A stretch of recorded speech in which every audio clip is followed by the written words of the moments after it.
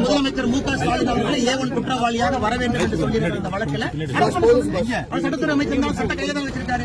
நான் பயந்துட்டு ஐயோ ரகுபதி நான் பயந்துட்டேன், நான் சொன்னது பொய்ன்னு சொல்ல போறேன்னா கிடையாது.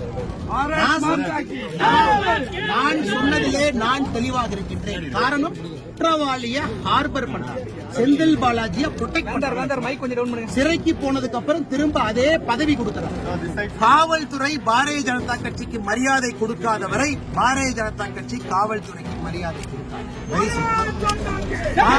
காவல்துறையை பொறுத்த வரைக்கும் யூனிஃபார்ம் போட்டிருக்கிறவங்க ஒரு ஜனநாயகத்துல எங்களை போன்ற அடக்கமாக ஒடுக்கமாக ஜனநாயகத்தின் வழியில் வந்திருக்கக்கூடிய ஒரு கட்சி தமிழ்நாட்டில் எங்கேயுமே பஸ் உடைக்கல, யாரையும் நடு ரோட்ல யாரையும் வெட்டல, எப்பொழுதும் அறவழி போராட்டம் தான்.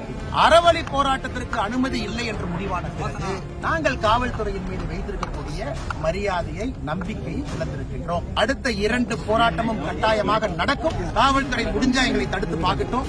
இனி தமிழ்நாட்டில் யூனிஃபார்ம் போட்ட ஒரு போலீஸ்காரங்களுக்கு இன்னையிலிருந்து தூக்கம் இருக்கக்கூடாது.